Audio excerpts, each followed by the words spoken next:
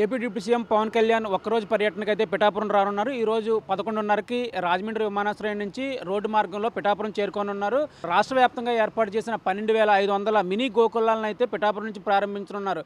అలాగే ఇక్కడ కుమారపురం నుంచి ఈ మినీ గోకులాలను అయితే ప్రారంభించనున్నారు. అలాగే పిఠాపురం మున్సిపల్ కార్పొరేషన్ స్కూల్లో బహిరంగ సభ ఏర్పాటు చేయనున్నారు. బహిరంగ సభలో ప్రజలను ఉద్దేశించి ప్రసంగిస్తారు. అసలు పిఠాపురం ఆయన ఎన్నికల ముందు వాగ్దానం చేసినట్లుగా పిఠాపురం ఒక ఆదర్శప్రాయమైన నగరంగా తీర్చిదిద్దుతానని ఆయన ఇచ్చిన మాట ప్రకారం పిఠాపురం అయితే ఇప్పటికే అభివృద్ధి వైపు అడుగులు వేస్తుంది. అనేక అభివృద్ధి కార్యక్రమాలను అయితే పవన్ కళ్యాణ్ ఇప్పటికే ప్రారంభించడం జరిగింది. ఈ రోజు మరిన్ని అభివృద్ధి కార్యక్రమాలను అయితే ఆయన శంకుస్థాపన చేయనున్నారు. పిఠాపురం ఆసుపత్రిని 30 పడకల నుంచి 100 పడకల ఆసుపత్రిగా చేసే కార్యక్రమానికి అయితే ఆయన శంకుస్థాపన చేయనున్నారు. ఈ కార్యక్రమం అంతా ఉదయం నుంచి సాయంత్రం వరకు బిజీగా జరగనుంది. ఈ బహిరంగ సభలో పవన్ కళ్యాణ్ అయితే ప్రజల నుంచి ప్రసంగించనున్నారు. అసలు ఈ పిఠాపురం అభివృద్ధి, అలాగే ఇప్పటివరకు కూటమి ప్రభుత్వం చేసిన అభివృద్ధి కార్యక్రమాలను అయితే ప్రజలకు వివరించనున్నారు.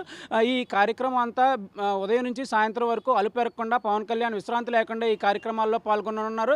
మొత్తం మీద చూసుకున్నట్లయితే ఈ పిఠాపురం నియోజకవర్గం నుంచి ప్రజలు ఏ విధమైన అభివృద్ధి కోరుకుంటున్నారు, వారికి ఇప్పటివరకు ఏ కార్యక్రమాలు జరిగాయి అనే దాని మీద కూడా ప్రజలకు పవన్ కళ్యాణ్ అయితే వివరించనున్నారు.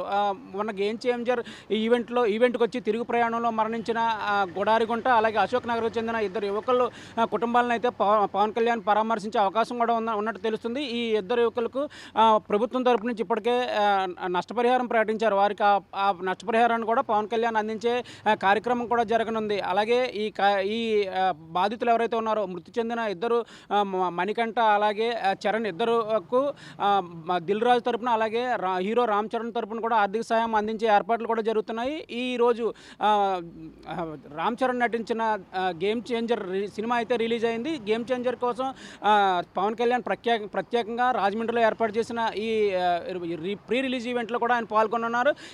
ఈ సినిమాని ఎలాగైనా సక్సెస్ చేయాలని కూడా ఆయన ప్రేక్షకులను కోరడం జరిగింది. ఈరోజు సినిమా రిలీజ్ అయింది. అసలు ఈ ఉమ్మడి తూర్పుగోదావరి జిల్లాలో సినిమా ఎలా నడుస్తుంది అనే దాని మీద కూడా ఆయన విచారణ చేయనున్నారు. మరోవైపు మార్చి నెలలో జరగబోయే జనసేన ఆవిర్భావ దినోత్సవ ప్లేనరీ వేడుకలకైతే విస్తృతమైన ఏర్పాట్లు జరుగుతున్నాయి. దీనిపై కూడా నాయకులతో విస్తృత స్థాయి సమావేశం కూడా ఏర్పాటు చేయనున్నారు.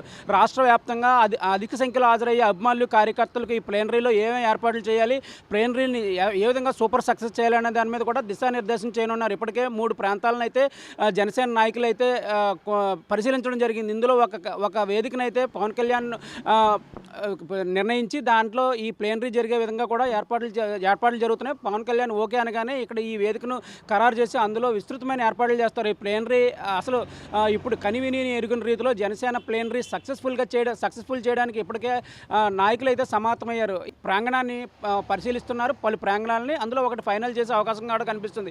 ఈ ప్లేనరీ సక్సెస్ దిశగా కూడా అడుగులు వేస్తున్నారు. మార్చి నెలలో ఈ రాష్ట్ర చరిత్రలో ఏ రాజకీయ పార్టీ చేయని విధంగా ఈ జనసేన ప్లేనరీని అయితే సక్సెస్ఫుల్గా చేసి అభిమానులను, కార్యకర్తలను, అసలు జనసేన పరిస్థితి, పార్టీ ఇంతకుముందు ఎలా ఉండేది, పార్టీ పరిస్థితి ఇప్పుడు ఎన్నికల తర్వాత పార్టీ పరిస్థితి ఎలా ఉంది, మరింత పటిష్టం చేయడానికి రాబోయే పంచాయతీ ఎన్నికల్లో కూడా విజయకేతనం ఎగరవేసేందుకు కూడా దిశానిర్దేశం అయితే పవన్ కళ్యాణ్ చేయనున్నారు. మొత్తం మీద ఈ పిఠాపురం నియోజకవర్గ టూర్ అయితే ఈరోజు పవన్ కళ్యాణ్ ఉదయం 11:45 నుంచి ప్రారంభిస్తారు. మధ్యలో కొంతసేపు చేబ్రోలు నివాసానికి అయితే చేరుకుంటారని చెప్తున్నారు. తర్వాత అక్కడి నుంచి తిరిగి రాజమండ్రి విమానాశ్రయానికి చేరుకుని అక్కడి నుంచి నేరుగా విజయవాడకు చేరుకుంటారని చెప్తున్నారు.